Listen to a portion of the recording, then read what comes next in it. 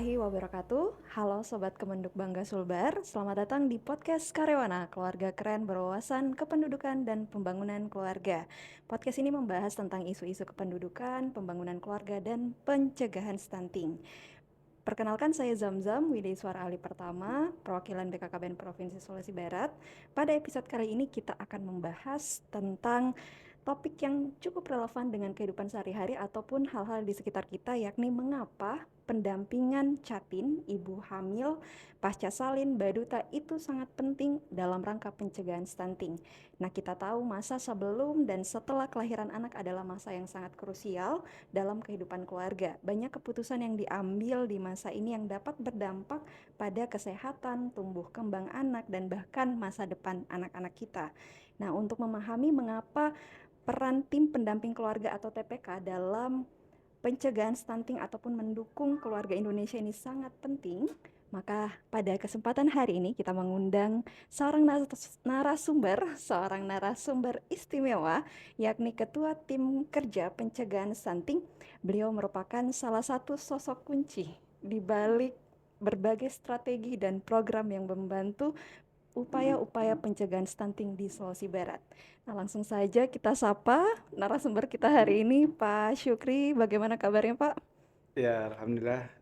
Terima kasih. Saya sebenarnya hari ini dalam kondisi yang luar biasa sekali karena berhadapan langsung dengan host yang sangat luar biasa. Selamat datang kami ucapkan, Pak, di podcast Karyawana. Sebuah kehormatan bagi kami ini, Pak, bisa mengundang Ketua Tim Kerja Pencegahan Stunting yang waktunya cukup padat ya, Pak, yang hari ini alhamdulillah sudah meluangkan waktu Ya, untuk mengikuti kegiatan, untuk mengikuti podcast Karyawana hari ini. ya baik. Nah, Pak, mungkin kita obrol-obrol santai saja ya, Pak ya, Ya, terkait pendampingan TPK. Walaupun ini kita obrolinnya santai, tapi sebenarnya apa yang dilakukan ini tidak tidak apa ya, tidak mudah, tapi tidak sulit juga gitu ya. ya, Dan ini yang kita sedang upayakan, bagaimana pendampingan catin ibu hamil pasca salin ini optimal di lapangan. Nah, namun sebelum kita mengulas lebih banyak, Pak, tentang upaya-upaya yang kita lakukan dalam pendampingan sasaran-sasaran di lapangan dalam rangka pencegahan stunting, mungkin bisa dibantu jelaskan terlebih dahulu, Pak. hmm. Sebenarnya tim pendamping keluarga itu seperti apa siapa saja, dan perannya apa saja, Pak? Oh ya, baik. Terima kasih banyak. Jadi pada kesempatan kali ini saya ingin menjelaskan sedikit terkait dengan apa itu tim pendamping keluarga. Jadi tim pendamping keluarga itu dibentuk oleh Kementerian Kependudukan dan Pembangunan Keluarga yang terdiri dari 3 orang, yaitu ibu PKK yang ada di desa, kemudian ada bidan atau tenaga kesehatan lainnya, maupun kader KB, maupun biasanya kader KB ini terpadu dengan kader-kader posyandu. Jadi ini sebenarnya kita bisa berkolaborasi di dalamnya, meskipun nanti namanya tim pendamping keluarga, gitu Mbak Sam. Oke, nah perannya apakah setiap orang atau anggota di dalam tim pendamping keluarga itu punya peran yang berbeda, atau sebenarnya fokus utamanya apa sih, Pak, Ya, TPK ini? betul. Jadi dari 3 orang ini tentunya memiliki peran yang berbeda-beda. Yang pertama terkait masalah kader ibu PKK, misalkan yang pertama. Iya. Ibu PKK itu lebih banyak bagaimana mengajak masyarakat yang ada di wilayahnya untuk bagaimana supaya mereka mau didampingi ataupun melakukan hal-hal positif terkait masalah pendampingan ibu hamil, calon pengantin maupun keluarga yang memiliki baduta. Kemudian yang kedua adalah bidan. Nah, bidan ini mungkin lebih banyak memberikan edukasi karena bidan maupun tenaga kesehatan ini banyak paham terkait masalah kesehatan reproduksi maupun bagaimana pola asuh terhadap anak-anak kita di lapangan ataupun di desa-desa itu. Jadi ini kita berharap bidan yang terlatih juga ini diharapkan mampu memberikan edukasi kepada masyarakat kita. Dan yang terakhir mungkin kader KB. Mungkin kader KB ini lebih fokus bagaimana memanfaatkan suatu sistem yang dibangun oleh BKKBN. Jadi sahabat Karyawana, saya memperkenalkan bahwa BKKBN memiliki suatu aplikasi yang namanya aplikasi LCMIL, elektronik siap nikah dan hamil. Jadi aplikasi ini sangat bermanfaat buat keluarga-keluarga yang ada di Indonesia, sehingga bisa terpantau mulai dari hamil, calon pengantin maupun yang memiliki baduta, sehingga bisa kelihatan bagaimana progres daripada kesehatannya. Saya kira seperti Oke. itu, Bu Sam.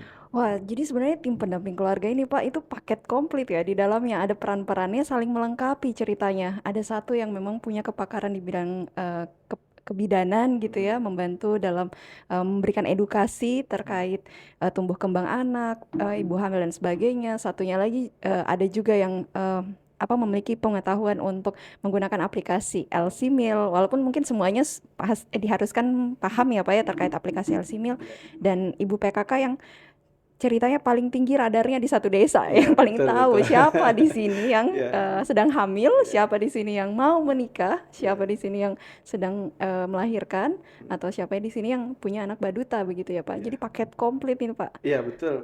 Saya kembali fokus ke tadi Ibu PKK, Hmm. karena Bu Sam mengatakan bahwa memiliki radar yang cukup. Mm-mm. Ya betul, karena dia merupakan satu tokoh. Sebenarnya Hmm. ketokohan beliau di level desa itu yang kita harapkan. Jadi Hmm.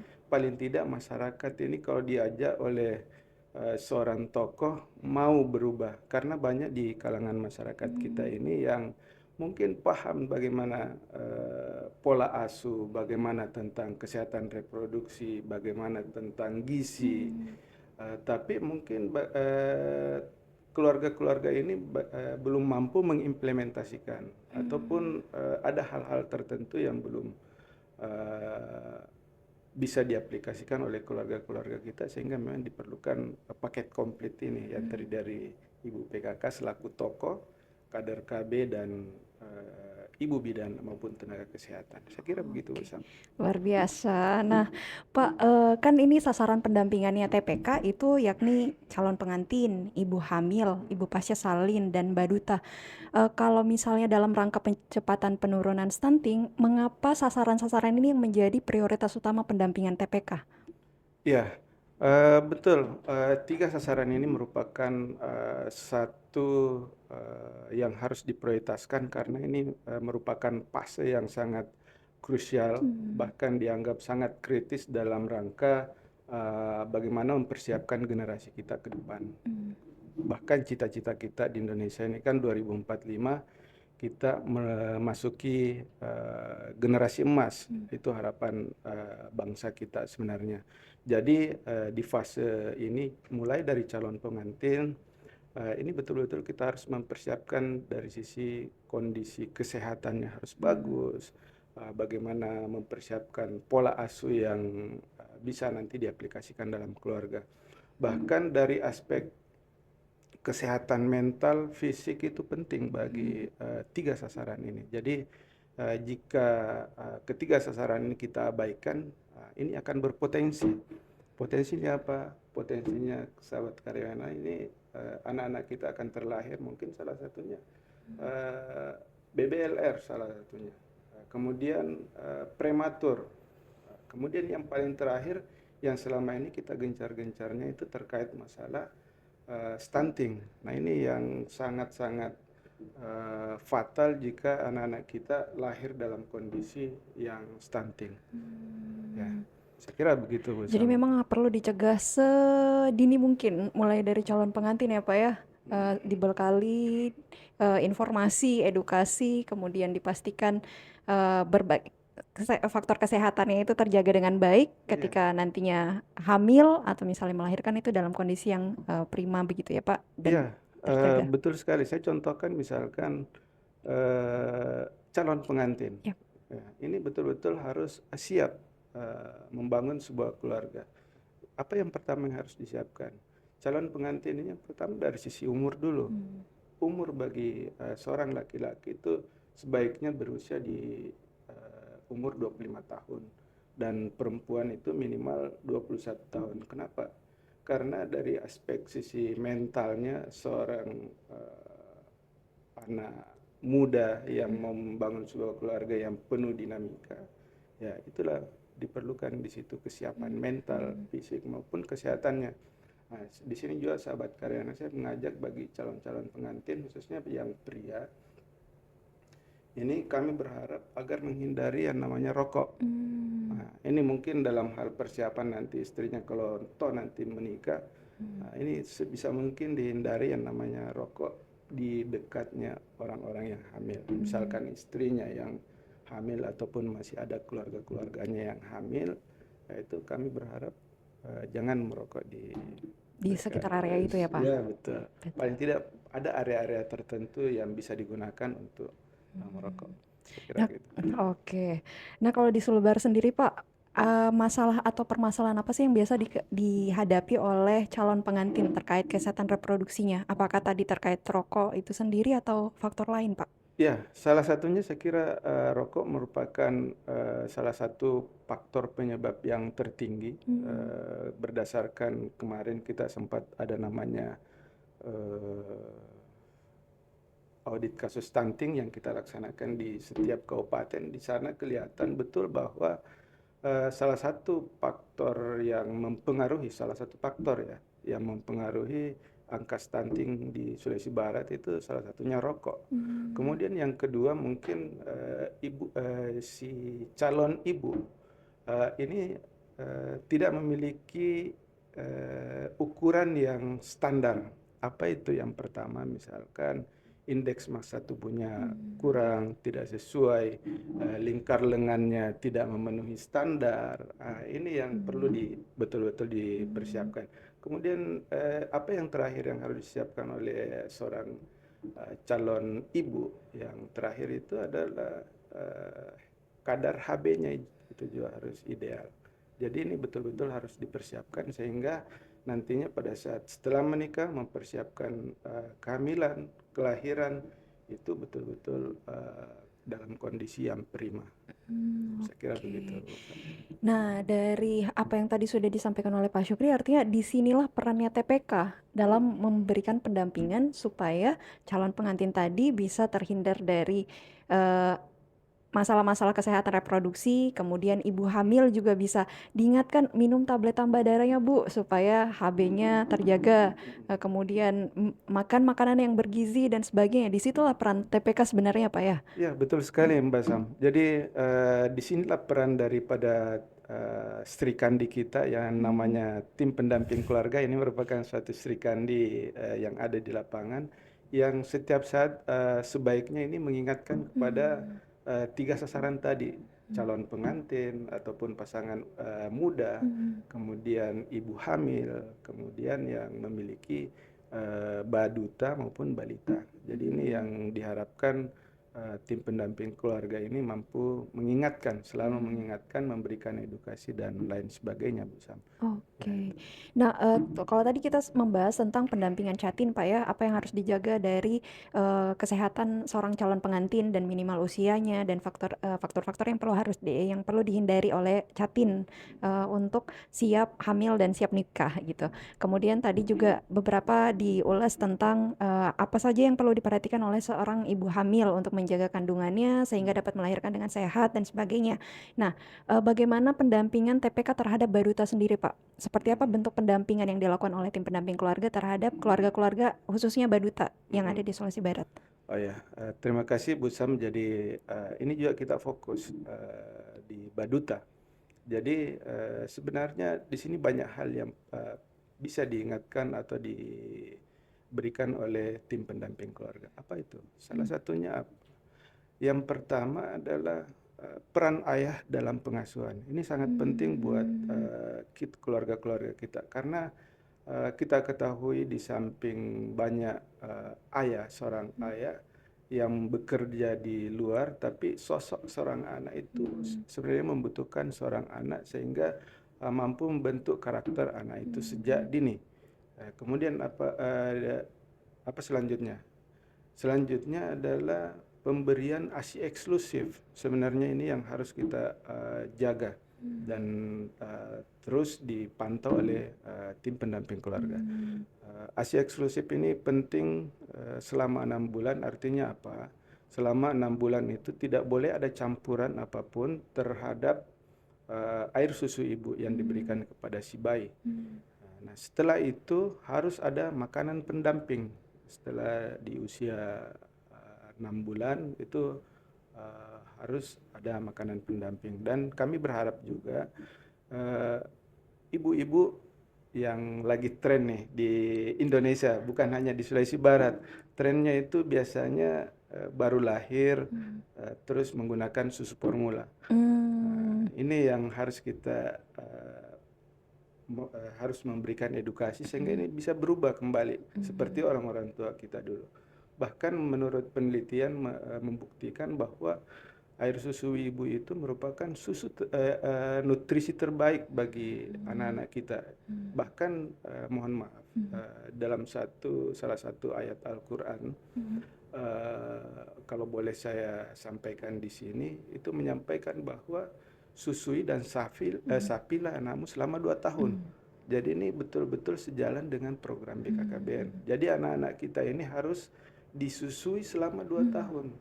Nah, jangan hanya yang tadi ASI eksklusif, oke, 6 bulan, tapi tetap harus dilanjutkan disusui sampai 2 tahun dan ditambahkan dengan tadi asupan gizi, MPASI ditambahkan lagi dengan peran ayah di situ. Jadi nanti anak-anak akan tumbuh dan berkembang secara optimal jika hal ini mampu dilakukan dalam satu keluarga bersama. Luar biasa. Sebenarnya peran TPK ini luar biasa sekali ya. Artinya mengingatkan bagi ayah-ayahnya juga untuk berperan di dalam sebuah keluarga, kemudian ibu memberikan ASI eksklusif, kemudian MPASI dan ASI sampai usia 2 tahun begitu ya Pak ya. Dan mungkin juga mengingatkan ke posyandu juga ya Pak ya. Betul sekali bersama ya. Itu juga penting ya Pak ya. Ini yang menjadi tantangan juga buat kita semua, bahwa memang yang terakhir ini diharapkan bagi keluarga-keluarga kita di Indonesia, khususnya di Sulawesi Barat ini, angka partisipasi keluarga-keluarga yang memiliki baduta maupun balita yang datang ke posyandu itu sangat rendah. Jadi ini diharapkan juga bagi tim pendamping keluarga ini mampu mengajak, di samping memberikan edukasi kepada masyarakat kita, baik secara door to door maupun secara bertatap muka langsung, tapi ini bagaimana mengajak juga keluarga-keluarga yang memiliki baduta dan balita ini untuk datang ke posyandu. Buktinya persentase partisipasi masyarakat kita datang ke posyandu itu hanya di angka 50, 60. Nah, itu masih sangat rendah sebenarnya. Nah, yang diharapkan sebenarnya partisipasi masyarakat kita datang ke posyandu itu sampai di angka 95 ke atas. Itu baru memenuhi standar, sehingga betul-betul anak-anak ini mampu terpantau. Di samping datang ke posyandu, dia juga bisa diberikan vaksin ataupun hal-hal yang lain yang secara medis itu diperlukan untuk anak-anak kita. Karena memang anak-anak itu masih perlu vitamin-vitamin ataupun nutrisi-nutrisi yang lain yang dibutuhkan, sehingga keterlibatan dari dinas kesehatan maupun petugas kesehatan yang ada di lapangan itu untuk memantau anak-anak kita. Saya kira begitu Bu Sam. Jadi memang ini di samping serikandi-serikandi kita ada di lapangan, ke rumah-rumah yang memiliki ke rumah-rumah masyarakat kita, itu harus mengajak juga ke posyandu ya, Pak ya. dan bekerja sama dengan petugas kesehatan. Oke, supaya setiap bulannya baduta-baduta kita ini terukur, terpantau tumbuh kembangnya ya Pak ya. Nah, betul sekali Usama, itu harus terukur Harus dan terukur. terpantau dan kelihatan Iya. bagaimana kondisi kesehatannya. Betul, jadi kita tahu siapa yang sekiranya butuh bantuan intervensi ketika misalnya ada yang terindikasi stunting atau beresiko stunting, nah itu kita bisa segera berikan bantuan atau misalnya pendampingan lebih lanjut ya Pak ya, fasilitasi Iya, rujukan. betul sekali, karena melalui posyandu itu nanti kalau masuk di aplikasi kesehatan yang namanya EPPGBM itu, nanti di sana akan kelihatan mana yang sehat, mana yang berat badannya kurang, mana yang berat badannya yang tidak naik, mana yang berat badannya berlebih, mana tinggi badannya tidak sesuai. Nah, di situ akan kelihatan. Jadi ini yang yang bermasalah gizi ini tadi itu akan cepat kita intervensi atau kita berikan warning kepada keluarga-keluarga itu supaya mampu memperbaiki gizi daripada anak-anak itu. Jangan sampai anak-anak itu terlanjur sakit baru dilakukan intervensi Betul itu. sekali. Jadi lebih baik dicegah dibandingkan mengobati ya Pak Ya, ya. betul. Makanya penting sekali sebenarnya datang ke posyandu, bukan perkara nanti anaknya nanti anak saya dibilang stunting gitu. Pada Ya, takutnya orang tua kayak gitu Pak, ya, betul datang ke betul. posyandu padahal sebenarnya bukan bukan perkara nanti anaknya disampaikan oh stunting nih ya. Ya, Padahal yang poin pentingnya adalah oke, oh ternyata tumbuh kembang anak saya ini perlu dipantau lebih lanjut atau misalnya perlu dibantu supaya lebih optimal lagi gitu ya Pak. Itu yang sebenarnya poin utamanya. ya, betul, betul sekali karena anak-anak kita ini kalau misalkan datang di posyandu itu betul-betul terpantau. Di sana kan dilihat juga di samping pertumbuhannya, pertumbuhan itu artinya tinggi dan berat badannya akan terpantau, tapi ada di sisi lain dipantau juga oleh tim pendamping keluarga kita itu bagaimana perkembangannya. Apakah perkembangan anak-anak kita ini sudah sesuai dengan umurnya? Karena kenapa kalau ini tidak terpantau, nanti sudah sakit baru datang ke fasilitas kesehatan kan pasti akan banyak hal-hal yang bermasalah. Saya contohkan, Iya. tidak apa-apa ya, Boleh saya boleh kasih silakan contoh Pak. ya. Boleh boleh. Saya contohkan ada salah satu teman di suatu lokasi, tidak perlu saya sebutkan, itu karena di rumahnya itu misalkan anak-anak itu dibiarkan menonton dari kecil, nonton TV, sehingga tidak diberikan pengasuhan yang baik, itu akhirnya anak-anak itu lambat bicara misalkan, terus dia tantrum, terus dia diajak berkomunikasi itu tidak memperdulikan. Nah, itu salah satu bentuk pola asuh yang sebenarnya kurang pas. Nah, itulah kita pilih Sri Kandi ini untuk mengingatkan supaya keluarga-keluarga itu tidak melakukan hal-hal yang demikian. Gitu Bu Sam. Oke. Wah, luar biasa nih. TPK perannya Masya Allah sekali ya Pak. Ya, Mulai didampingi dari calon pengantin, kemudian pada saat pengantinnya sudah menikah, kemudian insya Allah beberapa bulan kemudian hamil, didampingi lagi masa kehamilannya selama 9 bulan, kemudian pada saat melahirkan, didampingi lagi pada saat pasca salin yang 42 hari setelah itu bersama dengan anaknya juga didampingi sampai usia 2 tahun. Jadi betul-betul pendampingan ini sangat apa ya komprehensif yang sangat berkesinambungan Pak ya dari betul sekali. Jatin sampai Baduta dipastikan anak-anak ini tidak beresiko stunting Mm, atau bahkan tidak terindikasi stunting lah itu yang kita mm, mau cegah betul betul. sehingga tidak muncul lagi stunting-stunting baru di Sulawesi Barat. Betul sekali. Itu dia.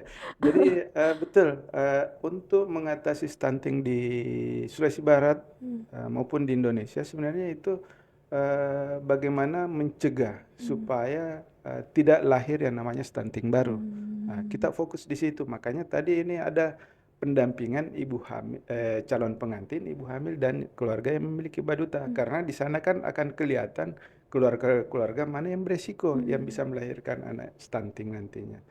Apakah dari sisi lingkungannya berpengaruh terhadap stunting nanti ke depannya atau dari kondisi kesehatan ibu dan ayah itu yang berpengaruh sehingga nanti bisa melahirkan anak yang stunting. Saya kira begitu Bu Sam.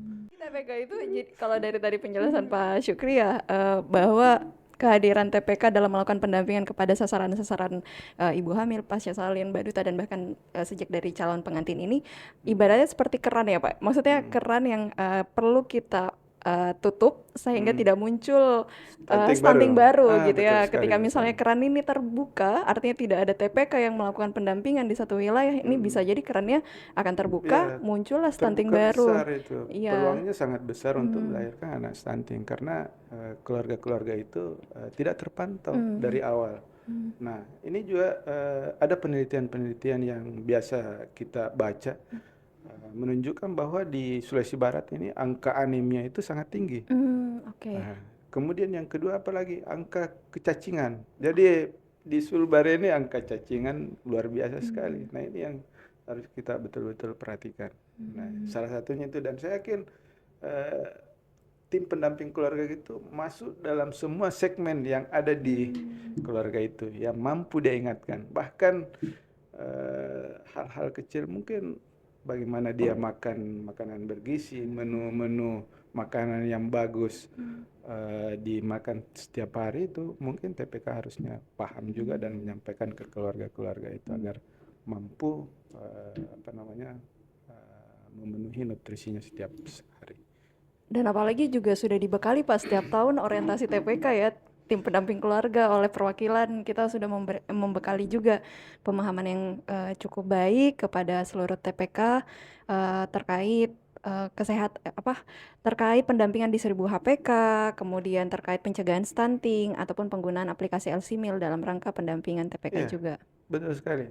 BKKBN atau sekarang berubah menjadi Kementerian Kependudukan dan Pembangunan Keluarga itu mulai di beberapa tahun kemarin itu sudah melakukan pelatihan maupun pembinaan terhadap tim pendamping keluarga kita, sehingga tim pendamping keluarga ini sudah memahami sebenarnya tugas pokoknya pada saat berada di lapangan.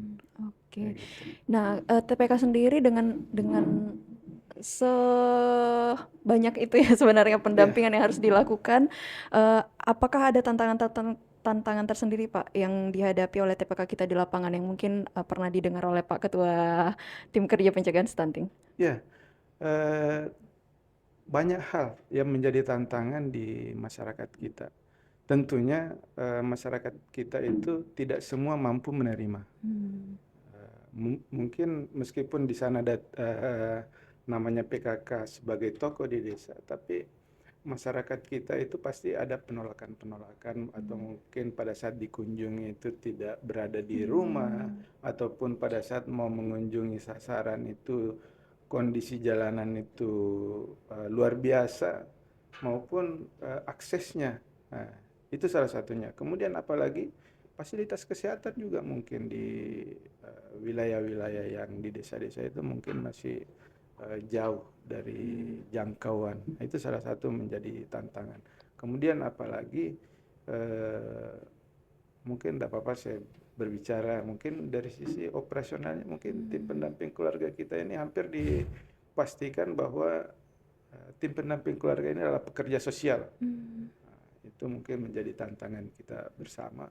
Ya, mudah-mudahan ke depan tim pendamping keluarga ini masih tetap semangat meskipun tantangan yang dihadapi di lapangan itu luar biasa. Tadi yang saya sampaikan bahwa bagaimana masyarakat mau menerima mereka, terus yang kedua aksesnya, kemudian yang ketiga bagaimana fasilitas kesehatan yang ada di desa itu. Kira itu. Oke. Dengan berbagai tantangan yang dihadapi oleh TPK, Pak, dukungan seperti apa yang diberikan oleh Kemenduk Bangga BKKBN Sulbar kepada TPK-TPK kita di Sulawesi Barat, khususnya mungkin dari penyuluh-penyuluh kita juga, Pak, seperti apa? Ya, Kementerian Kependudukan dan Pembangunan Keluarga tentunya banyak memberikan dukungan terhadap tim pendamping keluarga ini. Ini banyak, yang pertama mungkin Kementerian Kependudukan dan Pembangunan Keluarga melakukan komunikasi dengan mitra-mitra terkait, bagaimana ikut berperan membantu ini. Kemudian yang kedua, Kementerian Kependudukan dan Pembangunan Keluarga melalui dana DAK, melalui OPDKB Kabupaten itu sebenarnya memberikan operasional juga ke tim pendamping keluarga, meskipun nominalnya tidak seberapa, tapi paling tidak mampu memberikan sedikit dukungan kepada tim pendamping keluarga kita. Tadi juga sudah dijelaskan bahwa salah satu dukungannya kan pelatihan juga, Oh, betul. pelatihan dan pembinaan kepada ini. Kemudian ada lagi penyuluh-penyuluh kita di setiap desa-desa itu. Nah, penyuluh-penyuluh ini yang melakukan pembinaan juga kepada tim pendamping keluarga kita, mendampingi tim pendamping keluarga kita. Jadi tim pendamping keluarga ini tidak berdiri sendiri di lapangan, tapi ada orang yang sudah dipercayakan oleh BKKBN yang nantinya memberikan arahan, memberikan koordinasi, melakukan koordinasi di level desa maupun di level kecamatan. Saya kira itu Bu Sam. Oke, jadi nggak sendiri ya Pak ya, TPK-nya ada penyuluh KB di setiap desa yang siap memberikan pendampingan, pembinaan juga kepada TPK supaya kinerja atau eh, hal-hal yang dilakukan oleh TPK dalam melakukan pendampingan ke sasaran ini juga optimal begitu ya Pak ya. Nah, kalau sejauh ini Pak, bagaimana evaluasi program pendampingan TPK di Sulawesi Barat sepemantauan dari tim kerja pencegahan stunting Pak? Ya, kalau dari sisi kinerja kami pantau, kita biasanya memantaunya melalui aplikasi yang namanya Sistem Informasi Keluarga atau SIGA, meskipun di lapangan itu nama aplikasinya adalah LC-Mail, tapi kami mampu memantau pekerjaan-pekerjaan dari tim pendamping keluarga itu melalui sistem informasi yang terintegrasi sebenarnya yang sudah disiapkan oleh Kementerian Kependudukan dan Pembangunan Keluarga. Jadi memang betul kelihatan bahwa yang menjadi tantangan kita itu sebenarnya yang di wilayah pegunungan seperti Mamasa. Ini menjadi tantangan buat kita karena wilayah di Mamasa itu banyak yang blank spot. Sehingga ini mempengaruhi kinerja dari tim pendamping keluarga. Meskipun di lapangan itu ada mode yang namanya mode offline yang bisa menggunakan kertas kemudian dimasukkan lagi ke dalam aplikasi, tapi ini kalau hasil pemantauan kami di tim itu sepertinya belum berjalan maksimal untuk wilayah-wilayah yang blank spot ini. Oke. Jadi kalau misalnya di luar dari itu, upaya atau evaluasi pendampingan TPK sudah cukup baik ya Pak ya. Namun yang blind spot ini yang kayaknya perlu lebih ditingkatkan lagi untuk tahun ini ya. Ya, betul sekali. Dan alhamdulillah saya memperhatikan kemarin Bu Sam ya, saya sharing sedikit, saya memperhatikan salah satu visi gubernur kita itu gubernur yang baru ya, salah satunya saya melihat ada salah satu poin itu bagaimana mengurangi yang blank spot itu. Mudah-mudahan ini betul-betul bisa dijalankan oleh gubernur kita sehingga pembangunan di Sulawesi Barat ini bisa berjalan, salah satunya bagaimana tim pendamping keluarga ini bisa bekerja maksimal dan bisa kita pantau juga secara maksimal di lapangan. Gitu. Oke. Nah, Pak, betapa pentingnya pendampingan yang dilakukan oleh TPK kepada keluarga-keluarga sasaran. Kita upayakan bahwa seluruh keluarga yang menjadi sasaran yang calon pengantin ini, ibu hamil, pasca salin, dan baduta, ini terdampingi oleh TPK. Nah, kalau misalnya Pak, misal ada keluarga yang belum mendapatkan pendampingan atau layanan dari TPK, bagaimana caranya supaya mereka bisa mendapatkan pendampingan tersebut? Begini Bu Sam, jadi kita sekarang sebagai rakyat Indonesia yang sudah eranya sudah banyak berubah, jadi jangan terlalu banyak menunggu. Jadi masyarakat kita yang khususnya tadi 3 sasaran prioritas itu sebisa mungkin mampu, mungkin kalau misalkan tidak ada akses internet. Jadi misalkan yang pertama itu kan harus kita lakukan mendapatkan informasi dari internet. Kemudian kalau misalkan itu tidak ada, berarti masyarakat kita itu harusnya mendatangi penyuluh. Karena di setiap desa itu pasti ada penyuluh kita. Dan itu kita pastikan di Sulawesi Barat setiap desa memiliki penyuluh. Dan itu kalau misalkan tidak ada tim pendamping keluarganya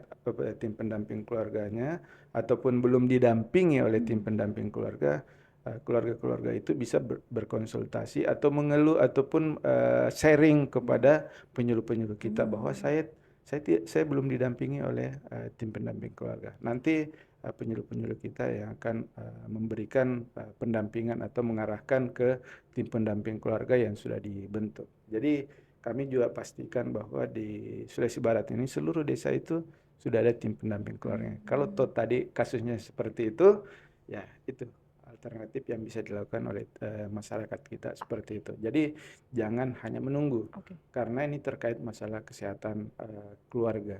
Bukankah keluarga-keluarga kita ataupun kita ini selaku kepala keluarga maupun sebagai ibu rumah tangga itu harus bertanggung jawab terhadap keluarganya. Jadi jangan hanya berpangku tangan. Ya. Oke, jadi kalau misalnya mungkin ada keluarga baru yang datang, baru pindah masuk ke satu wilayah, belum tahu TPK-nya siapa, nah bisa menghubungi penyuluh KB di balai KB masing-masing ya, di wilayah masing-masing Ya, gitu. betul. Bisa di balai KB atau balai penyuluhan, tapi di setiap desa kan ada penyuluh. Biasa Ya. penyuluh kita itu jalan di setiap desa. Hmm. Meskipun kita tidak pungkiri mungkin ada penyuluh-penyuluh kita yang mungkin hanya 1-2 kali karena kesibukan sehingga tidak berada di lokasi ya.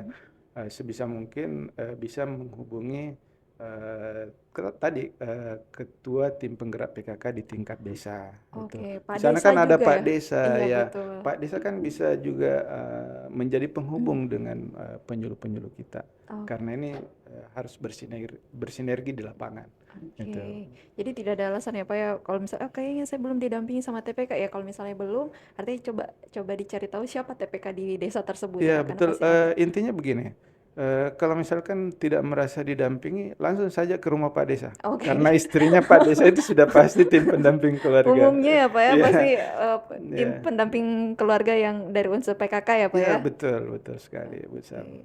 Nah mungkin pertanyaan terakhir Pak sebelum kita mengakhiri podcast hari ini untuk TPK, program TPK ke depannya, apa harapan dari Pak Syukri sebagai Ketua Tim Kerja Pencegahan Stunting terhadap program TPK di masa depan ataupun khususnya tahun ini? Oh iya, baik Bu Sam, terima kasih banyak. Jadi ini terkait masalah harapan. Jadi Kementerian Kependudukan dan Pembangunan Keluarga yang baru berubah pada tahun ini, itu pimpinan kami di pusat melalui Pak Menteri sebenarnya memiliki quick wins. Jadi eh, tim pendamping keluarga ini nanti kita berharap bisa berkolaborasi terhadap program quick win ini. Salah satunya apa itu? Yang pertama adalah genting, gerakan orang tua asuh atasi stunting. Ini salah satu program prioritas dari Pak Menteri, istilahnya program 100 hari dari Pak Menteri ini. Nah ini nantinya kader-kader TPK kita itu diharapkan bagaimana memfasilitasi kalau misalkan ada orang tua asuh di desa-desa yang di wilayah kerjanya itu mampu memfasilitasi bantuan yang diberikan kalau misalkan itu dalam bentuk bantuan. Kemudian apalagi program Pak Menteri yang perlu didukung oleh tim pendamping keluarga yaitu adalah uh, gerakan ayah teladan. Nah, ini mungkin tim pendamping keluarga bisa mengajak ayah-ayah yang ada di wilayah binaannya untuk ikut serta bagaimana ayah-ayah itu mau berperan mengasuh anak-anak itu. Misalkan keluarga yang memiliki balita mungkin bisa memandikan dalam keluarganya, bisa menggantikan pampers anak-anaknya. Kalau toh misalkan dia sudah SD atau SMP, jangan ibunya yang mengantarkan ke sekolah, tapi ayah yang harus mengantarkan anak-anak itu ke sekolah. Ya, jadi berbagi peran. Nah, disitulah fungsi dari TPK sehingga itu menjadi harapan besar kami di perwakilan BKKBN Sulawesi Barat kepada tim pendamping keluarga sehingga mampu mendukung program dari Pak Menteri ini sehingga program-program yang sudah digaungkan dari pusat itu bisa kita laksanakan secara maksimal. Saya kira begitu, Bu Sam. Baik, terima kasih banyak Pak Syukri dari apa yang telah kita obrolkan hari ini Pak. Eh, kita banyak belajar sebenarnya dari TPK, bukan tentang seberapa banyak yang kita dapatkan, tapi seberapa banyak yang kita bisa berikan melalui Betul. pendampingan-pendampingan ke keluarga-keluarga sasaran di Sulawesi Barat. Bayangkan Ya, suatu saat nanti kita melihat, wah anak-anak yang kita dampingin tumbuh, berkembang dengan betul. baik, menjadi sosok-sosok luar biasa di masa Iya, depan nanti ya Pak betul, ya. betul sekali. Nah, inilah menjadi harapan kita anak-anak ini menjadi generasi penerus bangsa ini. Siapa yang mau membangun Sulbar nantinya kalau bukan disiapkan dari sekarang. Nah, kalau tidak kita siapkan dari sekarang, bagaimana nanti Sulawesi Barat ke depannya. Jadi kita berharap dari anak-anak yang sudah kita dampingi dari sekarang meskipun itu TPK levelnya level terkecil mungkin yang dilakukan juga hal-hal sederhana tapi mungkin itu nanti bisa berefek jauh ke depan dan itu akan jauh lebih bagus untuk Sulawesi Barat ke depannya. Amin, amin ya rabbal alamin. Baik, terima kasih banyak Pak Syukri atas materinya, sharing-sharing terkait pendampingan yang dilakukan oleh TPK. Kami ucapkan terima kasih banyak. Mungkin untuk podcast hari ini kita cukupkan dan sampai ketemu di podcast selanjutnya. Assalamualaikum warahmatullahi wabarakatuh. Waalaikumsalam warahmatullahi wabarakatuh. Dan